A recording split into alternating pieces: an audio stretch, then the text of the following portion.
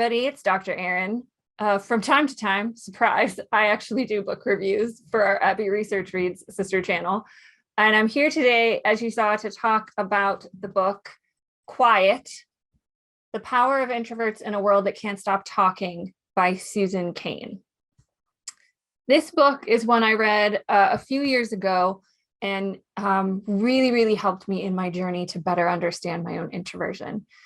If you know and have watched Dr. Kristen and I on our Abbey Research YouTube channel, you know we talk a lot about our personality traits, that she is a very stereotypical extrovert, that I'm a very stereotypical introvert, and how we work together and how we have to communicate about what those personality traits mean and how they shape the way we are as people and as coworkers and business partners. So if you are a person who doesn't know anything about introversion or extroversion or ambiversion,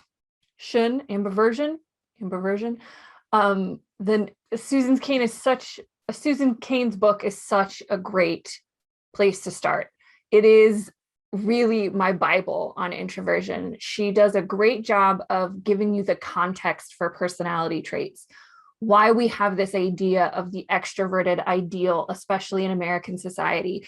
And, you know, Dr. Kristen and I talk about all the time the influence of puritanical theology and worldviews on the construction of work culture in America. And certainly the extroverted ideal is a part of that, where we look at, you know, outgoing, charismatic business people as the ideal for how we should behave. And she really goes into how damaging that is, both for extroverts and for introverts, and how we can kind of tap into the natural power of introverts. And that really what you need to do is find a balance, which is, when Dr. Kristen and I talk about why we work so well together, so much of it is because we naturally provide that balance for each other.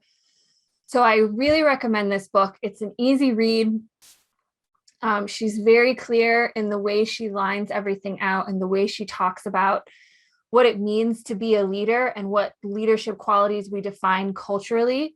So it's a great exploration into kind of the culture around introversion and extroversion, the myths that we have about introverts, that they're all, socially recluse, shy, inarticulate.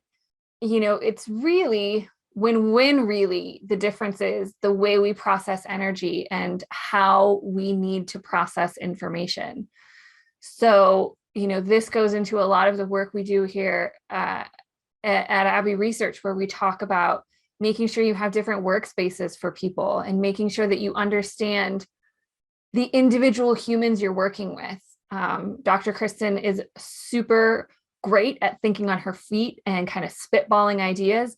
That is not a manifestation of how I work. Usually because of my introversion, I require quiet time to be reflective and time to process my thoughts and ideas and come to conclusions and answers to questions. So it's such a great empathy exercise to start with this book, because you have introverts and extroverts in your office. You live with them, you are friends with them, you are in intimate partner relationships with them, your kids might be them. We all operate on this spectrum of introversion and extroversion.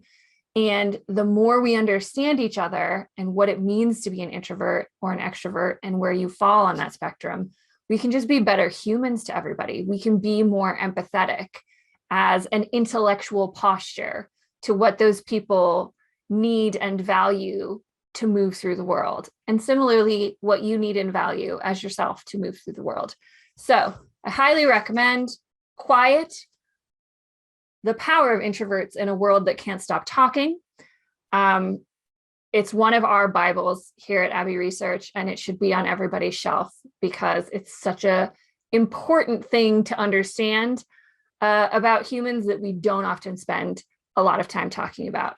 So that's today's Abbey Research Reads. I'm Dr. Erin, and I'll see you guys next time.